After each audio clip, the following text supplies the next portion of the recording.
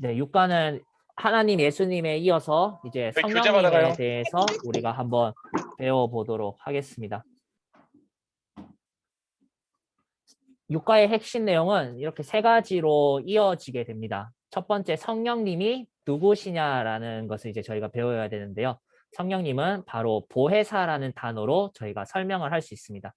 근데 저도 어린 시절부터 계속 고민했지만은 성령님이 눈에 안 보이시기 때문에 이걸 아이들에게 성령님이 어떤 분인지를 알려주는 게 참 어렵습니다.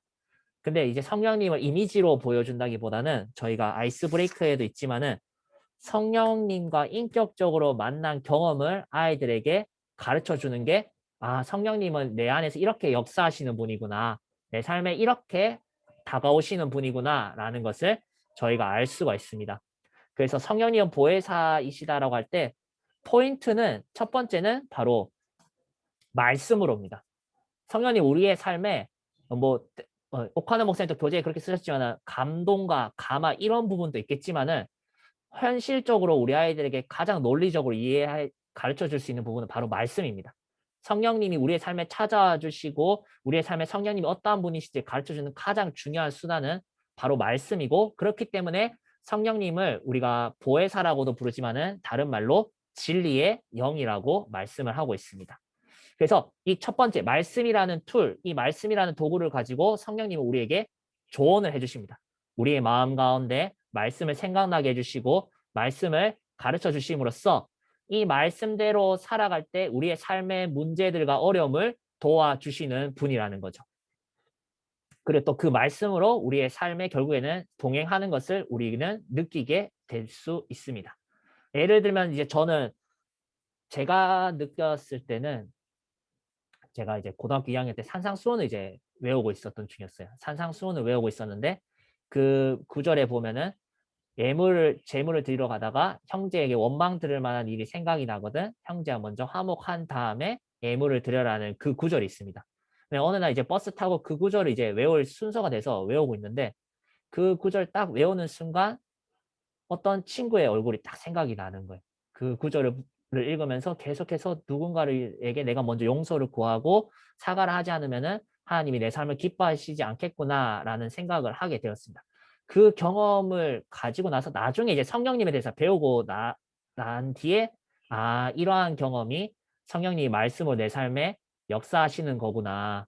뭐 선생님들도 그런 경험들이 충분히 많으실 거라고 생각을 합니다. 삶에 어려움이 있었을 때 뭐 빌립보서 4장 13절처럼 내게 능력 주시는 자 안에서 내가 모든 것을 할 수 있느라는 이 말씀 하나를 붙들고 정말 어려운 역경들을 참고 견뎌왔는데 하나님이 우리의 그 생각 이상으로 기적을 베풀어 주셨던 경험들, 그런 많은 경험들을 아이들에게 먼저 알려주면은, 아, 성령님이 이렇게 우리의 신앙생활 가운데 말씀으로 함께 하시는 분이구나라는 것을 우리 아이들이 체험하고, 네, 이해를 할 수 있을 것 같습니다. 네, 첫 번째는 성령님을 이렇게 이해를 하면 좋을 것 같고요. 두 번째는 성령은 오직 예수 그리스도를 믿고 회개하는 자에게만 주어진다라는 사실입니다. 이 성령이 아무에게나 주어지는 선물이 아니라 우리가 사실 오늘 배운 거와 이어서 이제 함께 봐야 될 부분이긴 하죠. 예수님을 믿는 사람에게는 구원만 주어지는 게 아니라 구원과 함께 그분의 영이신 성령님이 우리 안에 선물로 온다라는 사실. 이게 가장 잘 나와 있는 부분이 우리 교재에도 설명되어 있지만은 사도행전 2장에 나오는 베드로의 설교 장면입니다. 그 설교 장면을 볼 때 그 사람들이 우리가 어찌할꼬라고 했을 때 주 예수를 회개하고 주 예수를 믿더라. 그래야 하면 너희가 성령을 선물로 받게 된다라고 하면서 이 구원과 성령이 동시에 하나님이 주신 선물이라는 것을 우리 아이들이 암과 동시에 오직 예수님을 믿어야 된다. 아, 우리가 오늘 배운 이 예수님을 믿어야 된다고 하는 말씀이 죄의 문제뿐만이 아니라 예수님이 약속하신 그 말씀, 우리와 늘 영원히 함께 하신다라는 말씀이 축복이 이루어지기 위해서는 성령님 또 우리에게 주신 선물이구나라는 것을 아이들이 깨달을 수 있도록, 네, 도와주시면 감사하겠습니다. 네, 세 번째는 결국에는 구원받은 사람, 성령의 사람은 이전과는 다른 사람이 된다라는 것. 근데 이전과 다른 사람이 된다라는 그냥 자격증만 달라지는 것이 아니라 그의 삶이 바뀐다라는 것. 그게 성경에서 말하는 열매의 개념이죠. 성령의 사람은 반드시 성령의 열매를 맺는다라는 것을 가지고 이 육가를 우리는 마치게 됩니다. 네, 조금 더 디테일하게 한번 살펴보도록 하겠습니다. 성령님은 누구신가라고 했을 때 네, 이렇게 교재에 따라서 기초다지기 5단계 83페이지를 보시면은 삼위일체 하나님을 제외하고 나머지를 요약한 부분입니다. 삼위일체 하나님은 저희가 이제 뭐 논리적으로 설명하고 설득해야 될 부분이 아니라 하나님과 예수님과 성령님은 한 분이셔라는 것을 가르치는 이제 영역이고요. 나머지 부분들을 봤을 때 첫 번째로 앞서 이야기했던 보혜사의 부분입니다. 성령님은 내 옆에서 헬퍼, 도우시는 분이시고 카운셀러, 조언해 주시는 분이라는 이 사실을 교재 83페이지를 넘어가시면은 84페이지에 팁에 더 자세하게 설명이 되어 있습니다.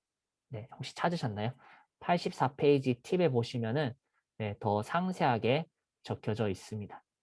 네, 이 부분에서 중심으로 다뤄야 될 단어가 바로 도와주시는 분, 그 다음에 카운셀러. 네, 85페이지에도 보시면은 이 단어를 이렇게 딱딱 집어서 네, 이렇게 요약한 것을 선생님들이 보실 수가 있습니다.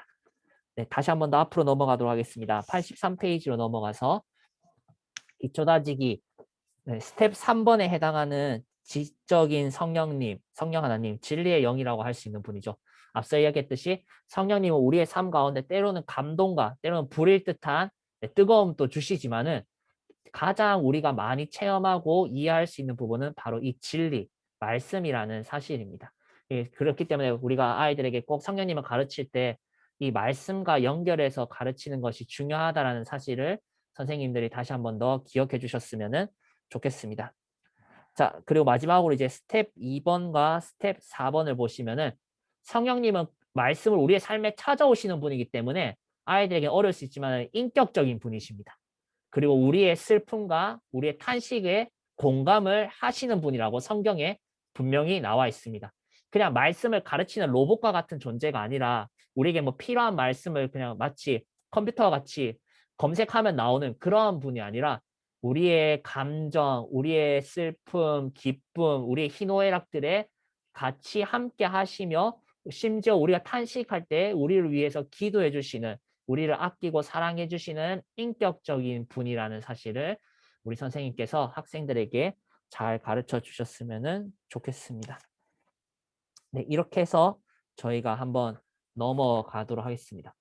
넘어가서 성령님은 누구에게 임하시는가를 앞에서 저희가 말씀을 나누었는데요. 85페이지에 보면은 이제 성령님에 대해서 다 이야기하고 난 다음에 사도행전 2장의 이야기를 함께 읽으면서 이 회개하는 사람, 예수님을 믿고 회개하는 사람에게만 성령님이 임하신다라는 것을 아이들이 스스로 찾을 수 있게 도와주시면은 참 좋을 것 같습니다. 이제 저희는 이제 강의를 준비하다 보니까 이제 바로 그냥 답을 미리 말씀드리고 있지만은 아이들에게는 꼭 이 이야기를 한번 찾아보고 답을 줬고 이 누가 성령님을 받고 있는지를 아이들 스스로 기납적으로 찾아낼 수 있도록 뭐 예습 또는 그 시간에 한 명을 지목해서 진행을 해주시면은 좋을 것 같습니다. 그래서 결국에는 이제 마지막으로 5번에 성령이 선물이라는 뜻을 풀이를 해 주시면서요. 오가와 연결되고 있다라는 것을 꼭 한번 말씀해 주셨으면 좋겠습니다. 우리가 다시 한번 복습하는 차원도 되겠죠. 우리가 구원받는 것이 우리의 행위와 능력이 아니라 하나님이 주신 선물인 것처럼 구원과 함께 오는 이 성령님도 우리와 늘 동행하시기를 원하는 하나님의 마음이 담긴 소중한 선물이야 라고 우리 친구들에게 알려주시면 참 좋을 것 같습니다. 이 선물이라는 개념이 아이들이 거저받는 개념도 중요하지만은 하나님이 나를 조건 없이 사랑해 주시는 분이시구나. 이 깨달음이 있게 하기 위해서 저희가 계속해서 언급을 해줄 필요가 있는 것 같습니다.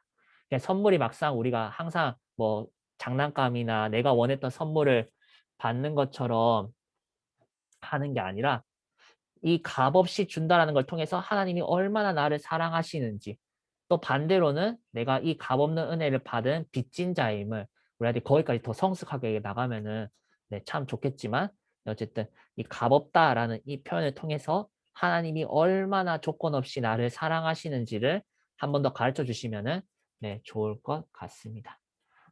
네, 여기 이렇게 해서 이제 넘어가서 이제 성령의 소욕과 육신의 소욕을 이야기를 할 때 이제 브릿지 부분을 이야기를 해야 될 때 저희가 지난주에도 설교를 나누었지만은 결국에 성령님 구원받은 사람들 그 사람들은 존재만 변화되는 게 아니라 삶이 변화가 분명히 되었습니다.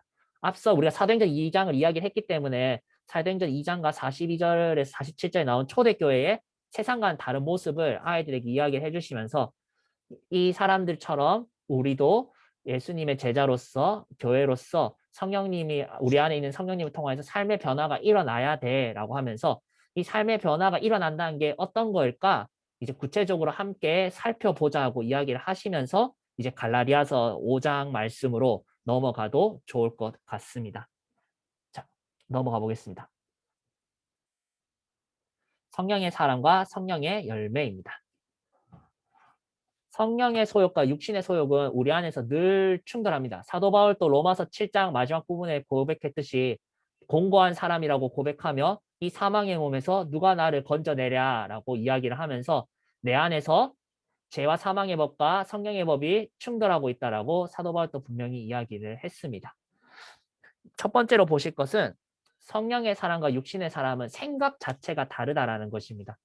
로마서 8장과 5절에 보시면은 육신을 따르는 자는 육신의 일을, 영을 따르는 자는 영의 일을 생각하나니라는 구절이 있습니다. 이제 사실 이거는 좀 약간 아이들에게 이론을 기초를 만들어주기 위해서 선생님한테 교재 없는 부분을 지금 말씀드리고 있는 건데요. 분명히 우리가 성령의 사람이라면은 생각 자체가 달라져야 됩니다. 우리가 행위에 있어서는 실패할 수 있고 실수할 수 있지만은 내가 예수님의 제자가 된 그 순간부터는 우리 안에 진짜 성령님이 계시다면은 성령님이 말씀으로 우리 안에 역사하시기 때문에 이 생각의 사고 자체가 달라져야 됩니다. 내가 죄를 짓고 있다면은 내가 하나님의 말씀과 반대되는 삶을 살고 있다면은 그 말씀 가운데 찔림을 주고 세상과는 다른 가르침을 주는 성령님이 주시는 그 생각이 반드시 우리 안에 있어야 됩니다. 이것 또한 우리가 성령님을 경험하는 또 하나의 예시가 될 수가 있습니다.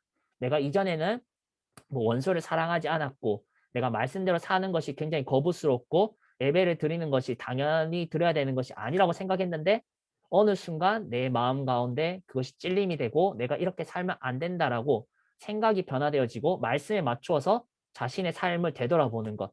이것이야말로 진정한 성령의 사람이라고 우리가 아이들에게 설명을 해줄 수가 있습니다. 결론적으로는 생각이 다르기 때문에 우리의 사고가 다르기 때문에 우리의 의지가 달라지고 결국에 우리의 삶의 열매가 달라지게 됩니다. 육신을 따르는 자는 죄의 열매를 맺게 되고 성령을 따르는 사람은 반드시 성령의 열매를 맺을 수밖에 없습니다. 그렇기 때문에 예수님은 이 열매 비율을 자주 말씀하셨고 산상수훈에서 이렇게 말씀을 하셨죠. 이러므로 그들의 열매로 그들을 알리라. 예수님께서는 우리의 이 삶, 믿음을 가지고 가는 우리의 삶의 모습을 보고 그 행위를 보시고 이 사람이 어떤 존재인지를 알 수 있다라고 분명히 우리에게 말씀으로 깨닫게 해 주셨습니다. 그래서 제가 선생님들에게 이 지금 열매가 제 열매, 성령의 열매가 키워드가 굉장히 많잖아요. 이 키워드를 다 최대한 제가 뭐 주석이나 다른 이제 원어 찾아보면서 나름대로 정리한 것들을 공유를 해 드릴 겁니다.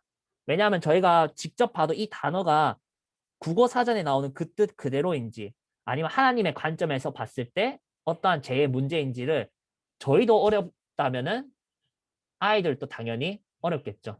그렇기 때문에 선생님들에게 먼저 자료를 드리고 선생님들이 조금 더 묵상해 보시고 더 쉽고 더 좋은 표현이 있다면은 그 표현을 가지고 아이들에게 사실 이 부분에 보면 적용을 하려면 결국 이 단어를 알아야 될 수밖에 없습니다.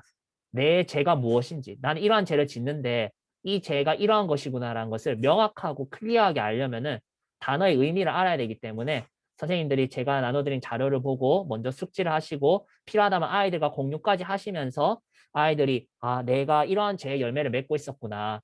그렇다면은 이제는 내가 이런 성령의 열매를 맺어야 되겠구나라는 이 비포와 애프터에 대한 부분이 육과에서 꼭 필요합니다. 그래서 여기 지금 보시면은 어디 있었지? 이 죄의 열매와 성령의 열매를 이렇게 짝지어서 해결하라는 그런 팁도 있습니다. 제가 지금 바로 보이지가 않아가지고 지금 체크를 했다가 어디 있는지 네. 86페이지 3번. 3번에 이제 해설해 있는 문장을 보시면요. 성령의 어떤 열매로 죄의 열매를 이겨낼 수 있는지 서로 연결하기를 해도 좋습니다. 라고 적혀져 있거든요. 이런 여러 방법들이 있습니다. 그냥 이제 1대1로 내 죄의 열매는 이거야. 앞으로는 이런 성령의 열매를 맺는 사람이 될 거예요. 이렇게 할 수도 있지만은 이 죄의 열매를 해결하는데 성령의 열매 중에 연결되는 것이 있다면은 이렇게 서로 연결해서 보는 것도 참 좋을 것 같습니다. 그래서 사실 이번 육과의 활동 캐스트는 어, 현장에 와야 되는 부분이긴 합니다. 이게 눈을 가리고 아이들이 이제 인도함을 받는 것을 실질적 경험하기 위한 활동인데 제가 계속 고민을 해봐서 특별한 뭐 활동을 한다기보다는 지금 86페이지 이 부분 내 죄의 열매가 무엇인지 앞으로 어떠한 성령의 열매를 맺을 것인지 이 다짐하는 부분에 나눔을 좀 많이 해주셨으면 좋겠어요. 이 부분에 최대한 시간을 아이들에게 생각할 시간을 많이 주고 학생들이 한 명 한 명씩 결단하면서 이 과를 마무리하는 것으로 활동을 끝냈으면 참 좋을 것 같습니다. 아마 그렇게만 해도 충분히 시간이 부족하면 부족했지 네, 시간이 뭐 그렇다고 느끼지는 않을 것 같습니다. 네, 그리고 마지막으로 이제 이렇게 저희가 스스로 나눔하고 되돌아봤다면은 이제 결국에는 성전의 개념을 아이들에게 한 번 더 언급해 줄 필요가 있습니다. 우리가 앞에서 이야기했던 존재가 변화되었다라는 부분과 연결해서 성경에서는 또 우리의 존재를 성령님이 거하시는 성전이라고 말씀해 주셨어. 성령이 우리 안에 계시고 거룩하신 그분이 우리와 함께 있기 때문에 이제 내 안에는 거룩한 열매들이 맺어져야 된다라는 이 사실을 이 이미지로 한 번 더 마지막에 설명을 해 주시면서 우리 아이들이 일주일 동안 성령님과 동행할 때 거룩한 성전으로 살아갈 수 있도록 선생님들이 결단을 해 주시면은 참 좋을 것 같습니다. 네, 교과의 설명은 여기까지 하겠고요. 네, 지금까지 한 내용들은 제가 녹음을 한 파일을 다시 한 번 더 선생님들과 공유하도록 하겠습니다.